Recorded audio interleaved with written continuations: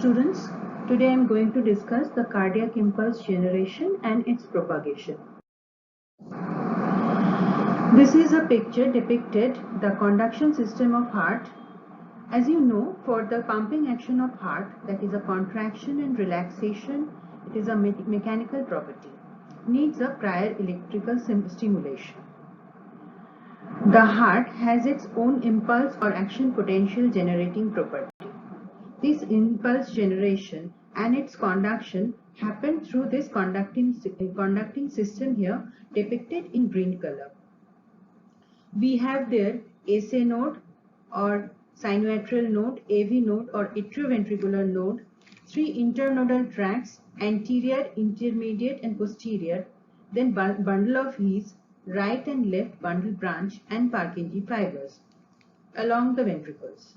These impulse generation vary in different nodes and areas. Like SA node, it is 60 to 100 times per minute. In AV node, it is 40 to 60 beats per minute. In bundle of His, it is 20 to 40 beats per minute, and rest is lower than that. As SA node is most frequent in its impulse generation, it actually decides the heart rate. So normally our heart rate is 60 to 100 beats per minute and in regular interval. If any case SA node is diseased or cannot generate impulses, the AV node take over the function. Then the heart rate will be 40 to 60 beats per minute and so on. The cardiac impulses can only go through this path and then spread through the myocardial cell, which is working myocardial cell, here depicted in the pink color. As the conducting tissue of the heart has impulse generating property but no contractile property, but working myocardial cell have contractile properties also. It gets impulses from the conducting tissue through the gap junction and produce the characteristic action potential of their own and then contract and relax. So action potential is the cause of contraction and relaxation are the results.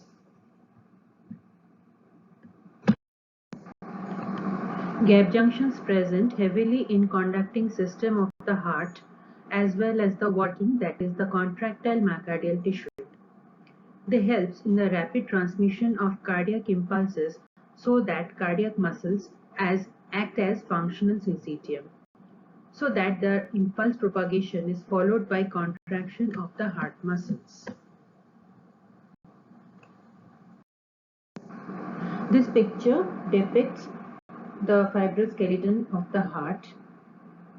I present this picture here to let you know that the skeleton helps the heart to maintain its shape, as well as it acts as a barrier for conduction of the heart impulses from AC node to ventricular muscle directly, except through the AV node. Impulse propagation occurs from AC node to internodal tracts to AV node. Meanwhile, the left and right atria also get stimulated. AV node to the bundle of His conduction occurs, thence to the right and left interventricular branches and the left and right ventricles respectively through the Purkinje fibers. Here the impulse generation and its propagation depicted through the purple color, and it occurs as I described earlier. Shape of the action potential vary with the area involved. SA node and AV node action potentials differ in the shape than the rest of the myocardium. SA and AV nodal action potential is known as slow response action potential as they take more time to complete, whereas the other action potential is known as fast response action potential. Change in the shape is due to the ion involved are different in their origin. Lowest panel shows the typical normal ECG or electrocardiogram, which is the summative action potential of the whole heart. Its shape is also different. Fast response action potential. It takes 200 to 300 milliseconds to complete. It has 5 phases. Phase 0 is the rapid depolarization due to opening of the first sodium channel. So inside of the myocardium become more positive and rapid upstroke of potential occurs from resting membrane potential from minus 90 millivolt to plus 52 millivolt. Phase 1 represents the initial repolarization that is caused by the closure of the first sodium channel and opening of the transient outward potassium channel. After initial repolarization, the P2 or the phase 2 happens. Here, this the same time the transient outward potassium current, there is inward increase in the conductance of the slow inward calcium ion through the long lasting or L type of calcium channels, prolonging the duration of action potential. After that, the L type of calcium channel close and the final repolarization occurs up to the resting membrane potential of minus 90 millivolt. It is known as phase 3. Though the RMP is reached, but distribution of ion inside and outside the myocardium is reversed. That is, sodium is now more in inside and potassium is more in outside. In phase 4, sodium-potassium ATPase pump restore the ionic distribution by pumping the sodium out and let the potassium in the cell. Slow response action potential. This type of action potential seen in SA node and AV node and other some nodal tissues. This consists of three components: phase 0 or slow rising upstroke, phase 3 or phase of repolarization, and phase 4 or phase of slow depolarization. There is no fixed resting membrane potential, rather than the base potential changes between minus 60 to minus 40 millivolt. Phase 0 is due to opening of long-acting calcium channels and influx of the calcium ions, and depolarization rises slowly. Some sodium ion is also involved. Phase 3 is due to closure of the calcium channel, the opening of the potassium channel. Potassium efflux leads to repolarization. Phase 4 is also known as slow diastolic depolarization.